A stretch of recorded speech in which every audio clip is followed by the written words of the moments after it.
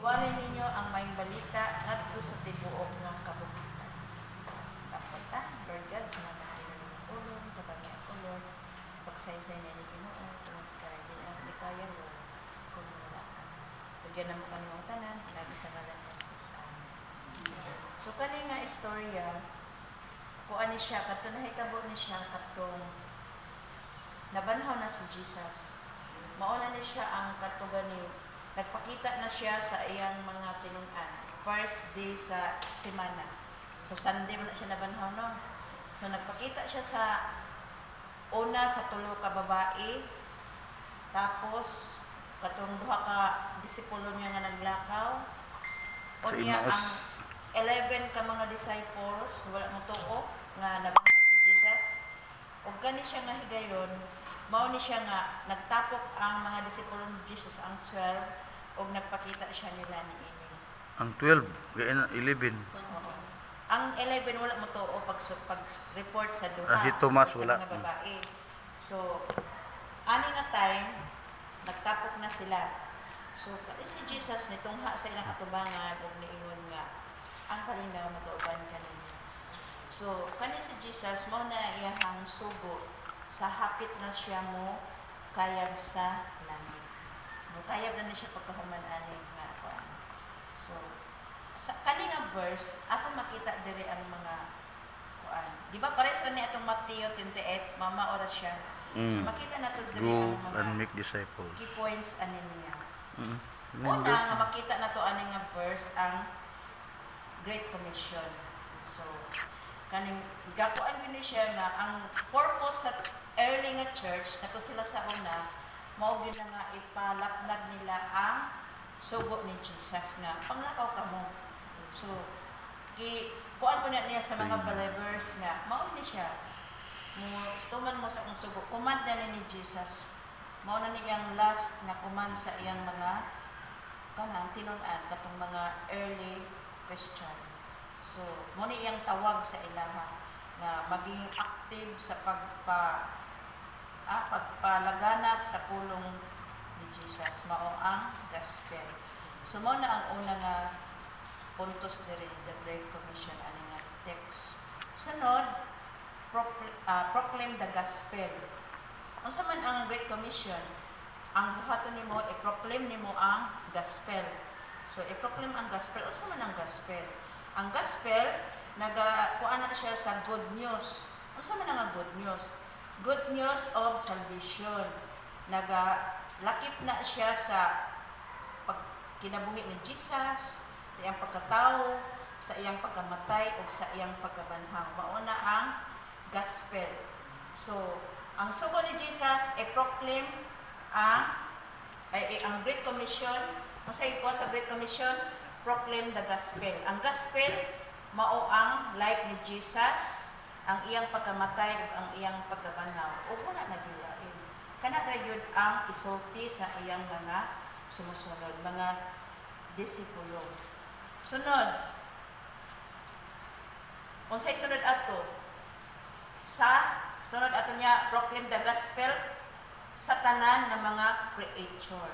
So dili lang daay sa ato lang, sa atong family, dili daay kay para lang sa ato ang nasod sa Pinoy ra, kundi sa tanang creature diri sa kalibutan.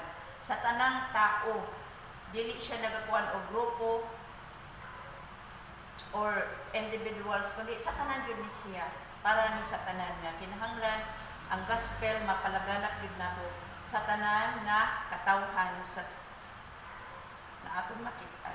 Dili kay ato ra parente daw, dili kay ato aram kauban sa atong ginisyonan, kundi tanan culture. Apil na ang laing naso. Kundi mato kaya na muadto sa gawas. So natin mga missionary. So di man nato kaya, support na lang ta. Kay dara man taman sa mga boy. Maura mo atong outreach niya. Di man ta ka ato-ato sa bukid. Salamat kay na mga Nehemiah na mo paabot sa ila. Sa ang command ni Jesus to every creature. Sunod, makita nato diri unsa man ni siyang Great Commission. Unsa man ni siya? Mauni ang ato ang responsibility as a mga believers. Kani siya dili diay ni siya para lang sa mga pastor, para sa mga missionary, para sa mga evangelist, kundi ato adaning duty sa tanan nga mga believers ni Jesus. Hindi pwede nga, mo ko'y talent, ana. Pwede magkamag-uban-uban kay duty man rin nato. Anong gitawag ta ni Jesus? Wala man kita gitawag nga igora maglingkod, igora mamino sa pulong sa Ginoo.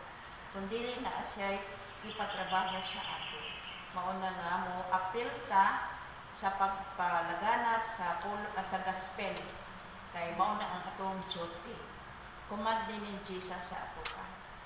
Sunod, makita na ito diri ano yung verse ang iyahang worldwide impact nga ang kapuan jud ani tibuok kalibutan jud ang coverage sa gospel.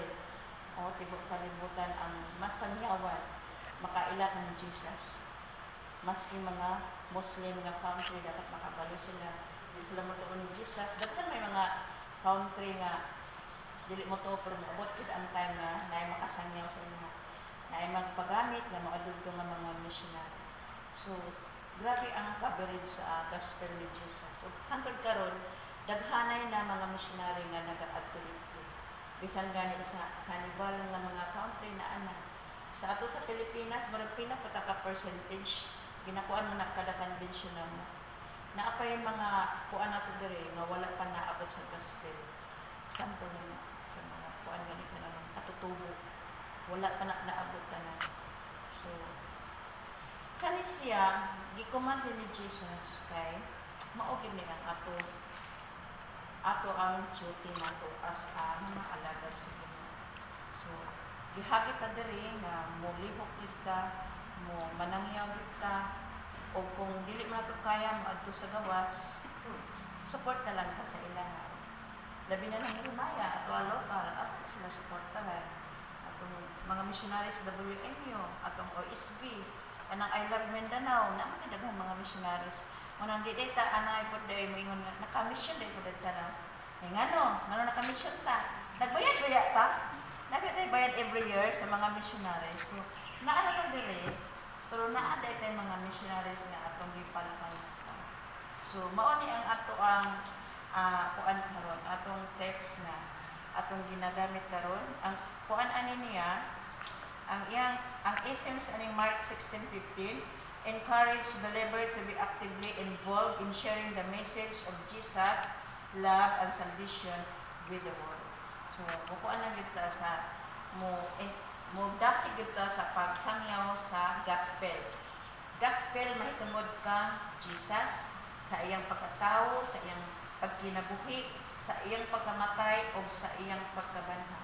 Wala na laing hisgutan, dili na atong sarili experience o atong paggalingon. Dili na naman direct to the point ba di kay manangyaw ka lahi pa imong hisgutan. So direct na ta si Jesus gyud ang isang. So unsa man ka bag-o nga believer, sayon naman kuan, sayon ra isulti no kanang sayon na din siya kung subayon nato kay unsa man ang imong experience nganong nadawat nimo si Jesus. Ano po ang imong i-share sa uban? Giunsa nimo pagdawat si Jesus, giunsa nimo pagkaila ni Jesus, og naunsa ka sa diha nga naa na si Jesus sa imong kasing-kasing. Ora na siya. Ayaw sangyaw ang imong achievement o unsa ba ang imong kaugalingong mga idea kundi ang katuragan mahitungod kang Jesus ug mauna ang gospel. So salamat maura na tanan ang ako kuan. Ako ta. Lord God, salamat mo verse mo okay kami Lord. Naapay dagang kadasig na mo God nga mo ka sulti sa imong mga pulong. Lord, sayang ang pagsulti Lord pero sa pagbuhat Ginoo kadagay kami God, hain mo ang kaisod na dili mo hanpog Ginoo